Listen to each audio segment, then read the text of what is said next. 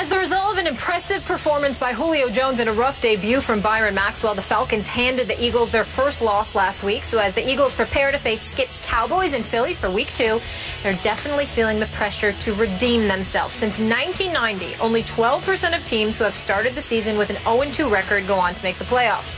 And even if Philadelphia does win this week, only 41% of teams who have started off 1-1 have reached the postseason under the current playoff format.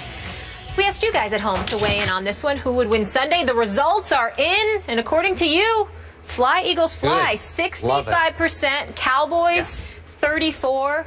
I'm taking the Cowboys, Skip, 28-24. I don't know if you like that or not. That's what I'm going with. Uh-oh, now I'm in big trouble. Why? Jinx. I'm good. I don't like either of you right now. I'm good luck.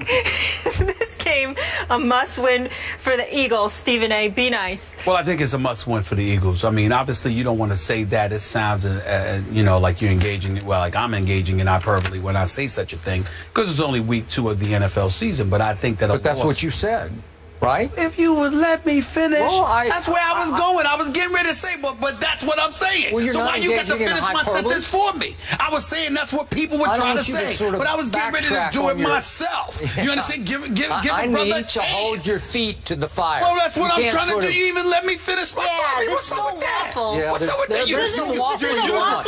Listen. You can't make excuses. You usually let me finish the thought, and you sat there and I heard waffles.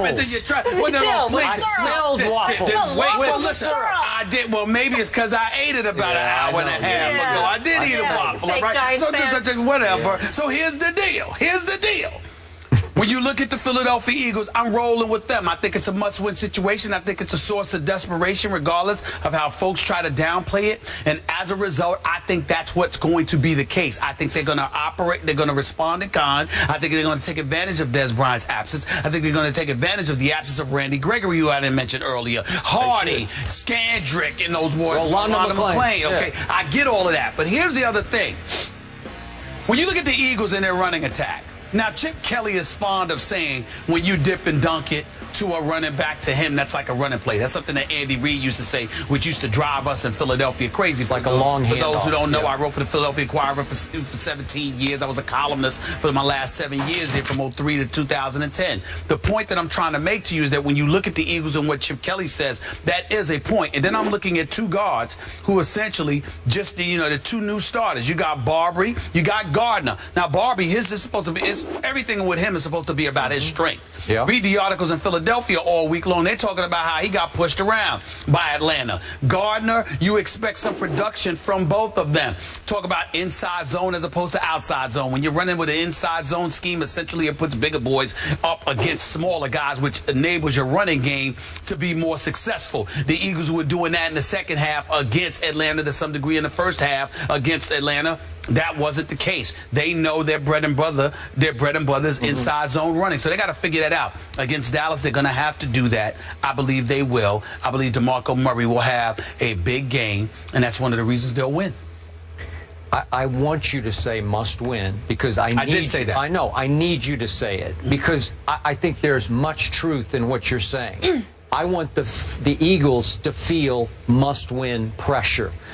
I want it to reveal itself in nervy, sort of timid play, like tentative play instead of desperate play. Okay. If they come out and play desperate and just say, we have got to take it to them right away, and they play with confident desperation, I'm in big trouble because I don't have a lot of my horses on both sides of the ball, starting with Des Bryant, obviously.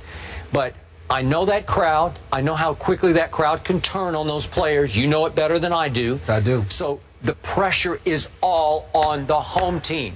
While it's a must-win for the home team, quote unquote, it's a can-lose for the visiting team. The Dallas Cowboys can lose this. They know now. They did what they had to do. They pulled out a near miracle against your New York Football Giants.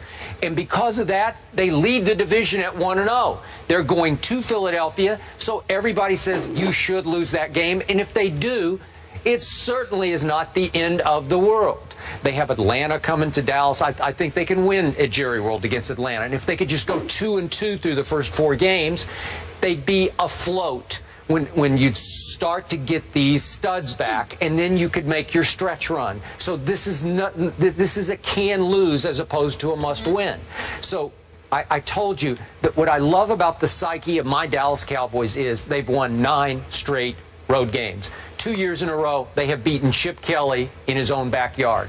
That's really impressive to me. So they are going to go in with some confidence, even though they know they're overmatched. You know they will. I don't think the Dallas Cowboys believe they're overmatched. I believe next man up, and they think they've got a deep enough squad, a squad with enough depth, that they're going to be able to overcome the absence of some individuals, even somebody as prolific as Des Bryant, no question about it. And we're going to see what Byron Maxwell does to make up for his anemic performance against Julio Jones in the first half of Monday night's game, even though in the second half, even though Julio Jones only caught 1 pass, it was for 44 yards, setting up a winning field goal. But the combination of him and Walter Thurman III, we'll see what they do. Another person that I'm keeping my eyes on is the rookie, Aguilar, okay, because he was only targeted twice in his defense. Stage was too big. But he was only targeted twice. I know. He only had 1 reception for 5 yards, but he was only targeted twice. And Chip Kelly says he was open on several occasions, but Sam Bradford elected to go to a different receiver. You got to utilize that deep threat with this kid, okay? You can't have this kid out there playing more snaps than anybody outside of Jordan Matthews, and yet somehow, some way, he's only getting targeted 2 times. You're going to have to use him, if for no other reason, as a decoy. That's what I used to love about Deshaun Jackson on the Philadelphia Eagles. Whether you threw the ball to him or not, the fact that he was flying downfield, you had everybody worried about him and his speed, and because of that, you were able to space the field. Okay, that's what Chip Kelly has. That's how Chip Kelly has to utilize this rookie Nelson Aguilar, and he better do it. Okay, and to your point about how short passes are like long handoffs. Yes, that's what Chip Kelly says, not me. Well, that's what I love about my Cowboys, array of weapons, because Tony Romo is underrated as a little flip passer, as a little pop passer. He buys a little bit of time, he ducks and darts, and remember, he's a pretty good basketball player. And you see it because he threw the equivalent of a no-look pass in one of those last drives to Joseph Randle, just a little sideways. Why do you classify him as a good basketball player? Because you saw him warming up at Duke's Cameron Indoor Stadium? No, because why is he a good basketball player? They all talk about it. Because in off-season pickup games with the other players, they say he can really play. Well, he can really handle, and he can really shoot. I'm not going to knock Tony Romo for that because I have no clue whatsoever, but I will say this. A lot of that is contingent on who you're playing against. Well, if you're playing against scrubs, of course you'll look good. Yeah, but what I'm telling you is... I'm saying that as basketball players. I'm saying those players as basketball players. He can throw to a lot of those backs now. Okay, what I'm saying is he buys time in the pocket about as well as anybody. You know, just a little quickness, just a little athletic moves, and then a little no-look to Joseph Randle and hit him right in stride for like 20 yards in one of those long drives. I mean, he's not quite Aaron Rodgers, but I do get your point.